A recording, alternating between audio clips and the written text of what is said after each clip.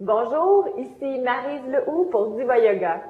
Dans cette vidéo, je vous présente 7 accessoires de yoga qui se révèlent être très utiles dans votre pratique de yoga.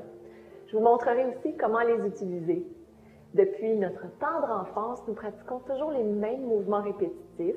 Notre souplesse et notre flexibilité est donc limitée à cause de cela.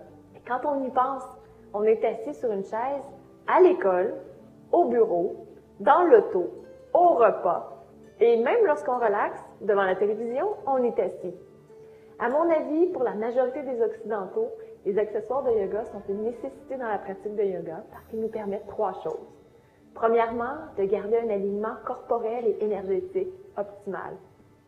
En deuxième lieu, d'avoir une posture qui est sécuritaire.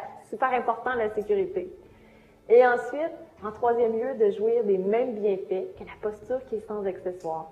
Donc, je vous présente ces 7 accessoires tout de suite. Mon premier accessoire, le tapis de yoga, antidérapant, idéalement, surtout lorsqu'on commence à pratiquer le yoga, va être très utile pour les postures qui demandent plus de force, comme le chien tête en bas, les guerriers. Donc, si on regarde notre guerrier 1, d'avoir le genou qui est au-dessus de la cheville, les hanches en avant, pousse le talon, c'est plus facile d'avoir un tapis qui est antidérapant. Ici, guerrier 2, la même chose. Encore une fois, le genou. Plus facile, encore une fois, d'avoir un tapis qui est antidérapant. Donc, moi, je vous recommande 6 mm, donc 1/4 de pouce pour le tapis. Ça permet que si on est sur du bois qui est dur, à ce moment-là, c'est plus absorbant. On risque moins de se faire mal aux genoux, puis on va absorber mieux les chocs. Ça va être plus facile. Donc, premier accessoire. Mon deuxième accessoire, je vais vous présenter la chaise pour le yoga. La chaise est très utile lorsqu'on manque de flexibilité dans certaines postures. Par exemple, dans la posture du triangle. Donc, dans cette posture, si je prends le triangle ici, imaginez que j'ai peu de flexibilité. Je vais pouvoir pousser la hanche un peu en arrière, avancer un peu en avant et ensuite pivoter. J'avance un peu la chaise, pivoter les mains pour que les mains soient parfaitement alignées. Ici, j'ai mon poignet qui est en dessous de mon épaule et je peux pousser dans la chaise en même temps que je pousse dans mes pieds. Donc, cela aussi, très pratique. On peut utiliser aussi la chaise dans des postures comme la chambre. Si j'ai plus de flexibilité, je peux utiliser le bloc dans la posture du triangle. Donc, encore une fois, je prends ma posture de départ, même chose. Je pousse la hanche, j'avance vers l'avant. Cette fois-ci, si on a plus de flexibilité, on peut avancer plus vers l'avant. Et on peut mettre la main sur le bloc. Dans les deux cas, ça nous permet d'avoir les deux côtés qui sont très longs puis de ne pas s'affaisser au niveau du côté intérieur. Donc, on peut pousser dans les pieds, dans le bloc, la main vers le ciel pour garder une belle longueur dans notre posture au complet. Je vais sortir de la posture. Notre bloc est aussi très pratique pour des postures comme le pont. Donc, ici, dans la posture du pont, si je veux le faire d'une façon plus restauratrice, je vais amener le bloc sous le sacrum. Toujours en gardant les pieds à la même largeur que les hanches et les genoux à la largeur des hanches. Donc, les genoux restent bien fermés. Avec mon bloc, si j'ai moins de flexibilité, je peux aller un peu plus bas. Et si j'en ai plus, je peux aller un peu plus haut. Toujours en gardant les genoux à la largeur des hanches. Excellent. Pour sortir, j'enlève le bloc. Et si j'ai de la difficulté avec les genoux, que les genoux s'ouvrent toujours, je peux aussi le garder comme élément de sécurité pour pouvoir monter et garder les genoux à la largeur des hanches. Donc, c'est une autre option pour le bloc. Un autre accessoire que je veux vous présenter, c'est la courroie. La courroie peut être très utile pour des postures comme les jambes au mur ou encore pour étirer les hanches. Mais dans ce cas-ci, ce que je veux vous montrer, c'est comment on peut l'utiliser pour nous aider à avoir plus d'ouverture au niveau des épaules, plus de mobilité. Donc, vous amenez les mains en direction des fesses, les pouces sont sur le côté et vous ouvrez les épaules vers l'arrière. Vous gardez votre posture de la montagne comme vous le faites à l'habitude. Et vous inspirez vers l'arrière. Ça va vous donner plus d'amplitude ici. Vous penchez vers l'avant comme à l'habitude, pubis vers le nombril. Si pour garder le dos droit, vous arrêtez ici, vous arrêtez là. Vous pouvez soulever les bras un peu plus. Si vous avez plus de flexibilité, vous pouvez alors vous pencher en avant, toujours en gardant le bas du dos qui est très long. Et pour sortir, vous poussez les pieds dans le sol. La courroie va vous être très utile pour faire ce genre de truc-là.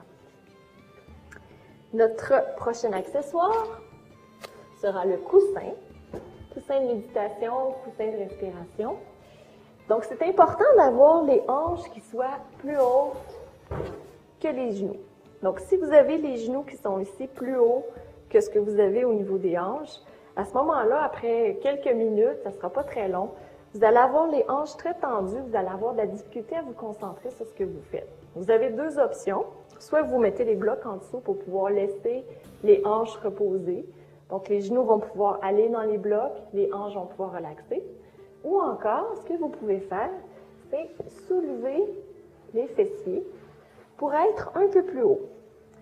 Et à ce moment-là, vous avez les genoux, si votre flexibilité, ça se peut qu'ils soient ici, mais vous allez pouvoir plus facilement avoir les genoux en direction du sol et plus bas que les hanches. Et ça va être beaucoup plus confortable et stable pour pouvoir méditer ou encore pour pouvoir pratiquer les pranayamas. Juste ici comme ça. Et le prochain accessoire, voyons voir qu'est-ce qu'il me reste. Ah oui, le traversin. Je vais mettre un bloc en dessous. Je vais vous montrer une posture restauratrice qui est vraiment super. Donc, on met le bloc, on met le traversin par-dessus. Ensuite, j'utilise à peu près tous mes accessoires pour cette posture-là. Ensuite, je prends la courroie, je la mets autour de la taille. Elle est un petit peu serrée, donc je vais la desserrer un peu. Voilà. Autour de la taille, je mets les pieds en papillon.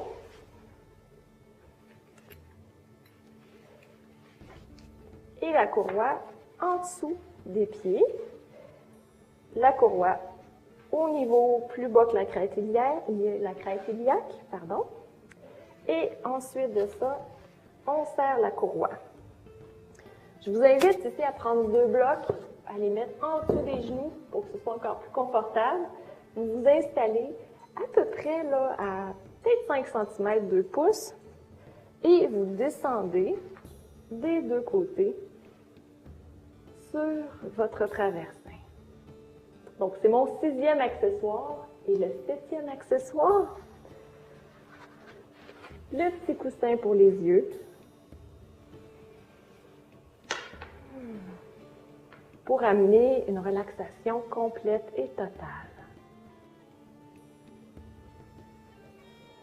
Donc, c'était les 7 accessoires que je voulais vous présenter aujourd'hui. La pile yoga, les blocs, la courroie, le coussin, la chaise, le traversin et le coussin pour les yeux. Moi, je pense que je vais rester un petit peu plus longtemps dans cette posture-là. Donc, je vous dis à très bientôt. Je vous embrasse. Et c'était Maryse Lehoux pour Diva Yoga.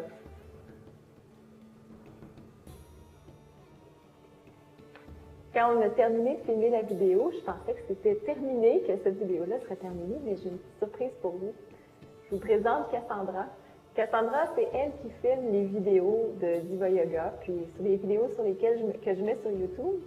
Puis quand on a coupé cette vidéo-là, elle a dit « Moi aussi, je veux faire la posture! » Donc la voici dans cette posture du papillon qui est couché sur le dos, avec les pieds un dans l'autre, les genoux qui sont supportés par les blocs, la courroie qui tient les pieds pour pas que les pieds s'en aillent par en avant.